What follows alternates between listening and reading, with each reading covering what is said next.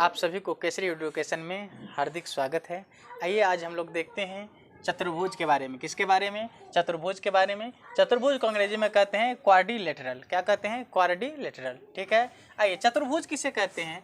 तो चार भुजाओं से घिरे क्षेत्र को चतुर्भुज कहते हैं। चार भुजाओं से घिरे क्षेत्र को हम लोग चतुर्भुज कहते हैं। ठीक है। इसको हम लिख लेते हैं परिभाषा। क्या होता है चतुर्भुज किसे कहते हैं? तो चार भुजाओं से घिरे क्षेत्र को चतुर्भुज कहते हैं। ठीक है। चार भुजाओं से घिरे क्षेत्र को क्या कहते हैं? चतुर्भुज कहते हैं। चार भुजाओं से घिरे क्षेत्र को चतुर्भुज कहते हैं। एक बात और समझिए इसमें, चतुर्भुज के चारों कोनों का योग 360 डिग्री होता है। चतुर्भुज के चारों कोनों का योग 360 डिग्री होता है। चतुर्भुज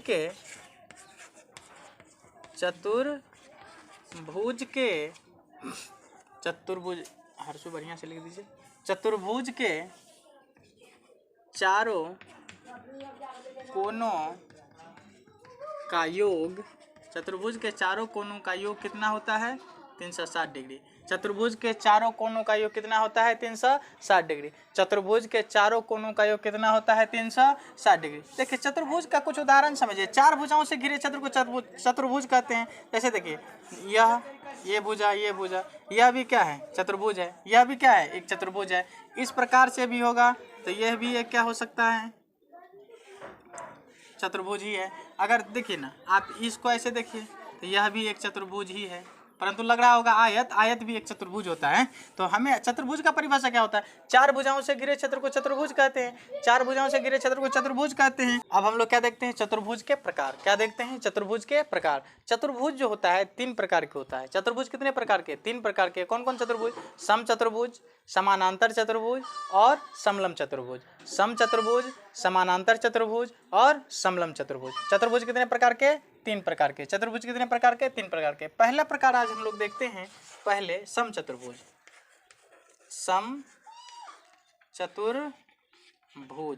सम चतुर्भुज देखिए, सम चतुर्भुज किसे कहते हैं? तो ऐसा चतुर्भुज जिसका चारों भुजाएं आपस में बराबर हो। ऐसा चतुर्भुज जिसका चारों भुजाएं आपस में बराबर हो। ऐसा चतुर्भुज, या इसको ऐसे भी लिख सकते हैं, जिस चतुर्भुज की चारों भुजाएं आपस में बराबर हो। जिस चतुर्भुज की चारों भुजा आपस में बराबर हो तो क्या लिखेंगे? जिस चतुर्भुज की चारों भुजाएं आपस में बराबर हो, आपस में बराबर हो, सम चतुर्भुज कहलाता है। सम चतुर्भुज कहलाता है। ठीक है। तो देखिए, जिस चतुर्भुज की चारों भुजाएं आपस में बराबर हो उसे हम लोग सम चतुर्भुज कहते हैं। ठीक है। जैसे देखिए, जैसे समझिए ध्यान से, जैसे ऐसे लिख दीजिए ना। जैसे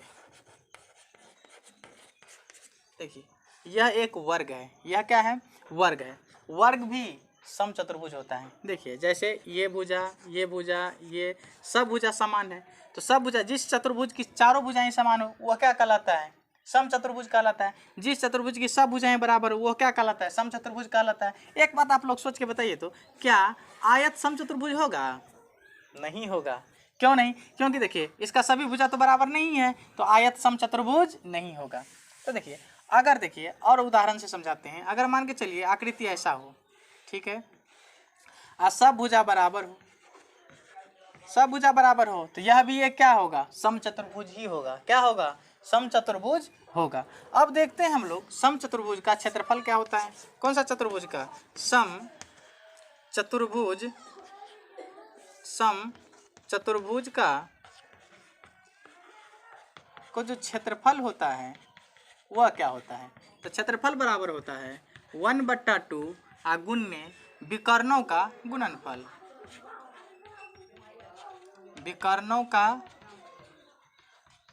गुणनफल 1/2 गुने विकर्णों का गुणनफल। आप कहिएगा सर विकर्ण क्या होता है? तो देखिए, इस कोना से इस कोना को मिला दीजिए, इस कोना से इस कोना को मिला दीजिए, यह क्या कहलाएगा? विकर्ण कहलाएगा। यह क्या कहलाएगा? विकर्ण कहलाएगा। इस कोना से इस कोना, इस कोना से इस कोना को मिला दीजिए, ये क्या कहलाएगा? विकर्ण कहलाएगा।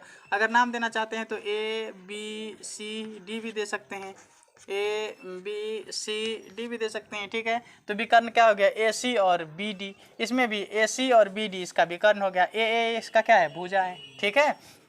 अब हम देखते हैं समचतुर्भुज का, समचतुर्भुज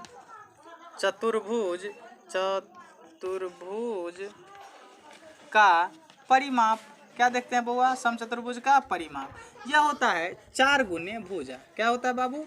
4 गुने भुजा। क्यों? सुनिए, क्योंकि 4 भुजा इसका क्या होता है? बराबर होता है। 4 भुजा इसका क्या होता है? बराबर होता है। इसीलिए परिमाप क्या होता है? सभी भुजाओं का योग। परिमाप क्या होता है? सभी भुजाओं का योग। इसीलिए इसका परिमाप क्या होगा? सब भुजा को जब जोड़िएगा तो ए तो 4 एने होगा, इसीलिए 4 गुने भुजा लिख देते, कोई दिक्कत? ठीक है। अब हम लोग अगले टाइप को देखते हैं, ठीक। बात करते हैं समांतर चतुर्भुज। किस चतुर्भुज की? समांतर चतुर्भुज। समानांतर चतुर्भुज। समानांतर चतुर्भुज किसे कहते हैं? तो जिस चतुर्भुज के आमने सामने की भुजा समांतर हो, जिस चतुर्भुज के आमने सामने की भुजा समांतर हो, उसे हम लोग क्या कहते हैं? समानांतर चतुर्भुज। लिख देते हैं परिभाषा। जिस चतुर्भुज की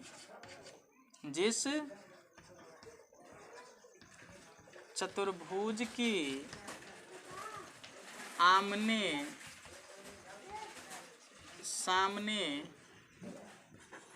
की भुजा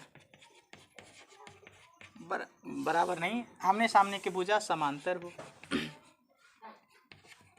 समानांतर हो, लिख दीजिए समानांतर हो।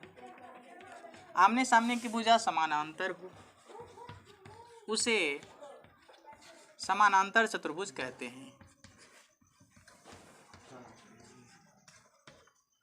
चतुर्भुज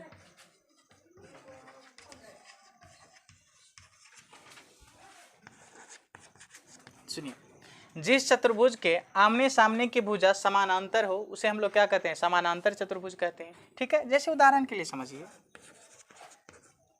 जैसे सुनिए, जैसे देखिए ये भुजा, ये भुजा, ये भुजा, ये भुजा, देखिए तो यह भी ये दोनों समानांतर है, ये भी दोनों समानांतर है, तो ये क्या कहलाएगा? समानांतर चतुर्भुज। क्या कहलाएगा? समानांतर चतुर्भुज। अच्छा एक बात बताइए,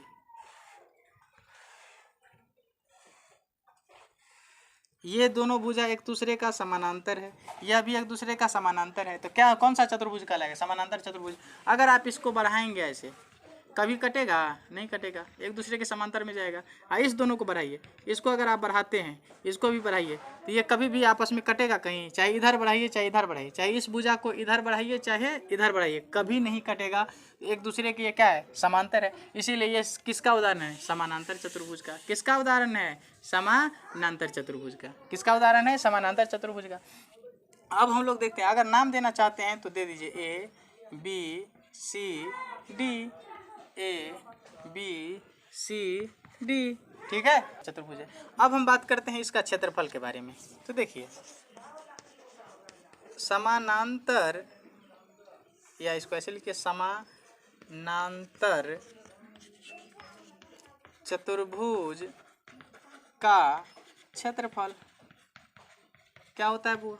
तो इसका होता है आधार गुने ऊंचाई, कहिए आधार गुने ऊंचाई, या इसको आप लंबाई गुने चौड़ाई भी कह सकते हैं, लंबाई गुने चौड़ाई भी कह सकते हैं, ये दोनों सेम बात है। तो समानांतर चतुर्भुज का क्षेत्रफल क्या होता है? आधार गुने ऊंचाई कहिए या लंबाई गुने चौड़ाई कहिए, ठीक है। अब हम लोग देखते हैं समानांतर चतुर्भुज का परिमाप। क्या देखते हैं? समानांतर चतुर्भुज का परिमाप, ये क्या होता है वो? ये होता है 2 इंटू आसन भुजाओं का योग, 2 इंटू आसन भुजाओं का योग, या इसको ऐसे भी कह सकते हैं 2 इंटू लंबाई प्लस चौड़ाई, 2 इंटू लंबाई प्लस चौड़ाई, 2 इंटू लंबाई प्लस चौड़ाई, ठीक है। आप आधार गुने ऊंचाई कहिए या लंबाई गुने चौड़ाई कहिए, कोई गलत नहीं है। या समांतर चतुर्भुज का परिमाप 2 इंटू आसन भुजाओं का योग कहिए या 2 इंटू लंबाई प्लस चौड़ाई कहिए, कोई दिक्कत नहीं है, ठीक है। अब हम लोग इसका अगला टाइप देखते हैं। अब हम लोग क्या देखते हैं, समलम चतुर्भुज के बारे में। किस चतुर्भुज के बारे में? समलम चतुर्भुज के बारे में। समलम चतुर्भुज किसे कहते हैं? तो जिस चतुर्भुज की सम्मुख भुजाओं का केवल एक युग्म समांतर हो, सम्मुख भुजाओं का केवल एक युग्म क्या हो? समांतर हो, उसे हम क्या कहते हैं? समलम चतुर्भुज कहते हैं। ठीक है, आइए जरा हम समलम चतुर्भुज बना के देखते हैं। देखिए ऐसे बनाइए। ठीक है, इसमें देखिए, ध्यान से देखिएगा। देखिए एक युग्म समांतर है ना, इसको आगे बढ़ाएंगे तो ये पूरे समांतर जाएगा, इसको आगे बढ़ाएंगे तो कहीं ना कहीं जाके कट जाएगा। तो सिर्फ एक युग्म क्या है इसका? समांतर है। केवल एक युग्म क्या है? समांतर है कि नहीं है? अब देखिए इसका नाम दे सकते हैं आप ए बी सी डी। ठीक है, ए बी सी डी।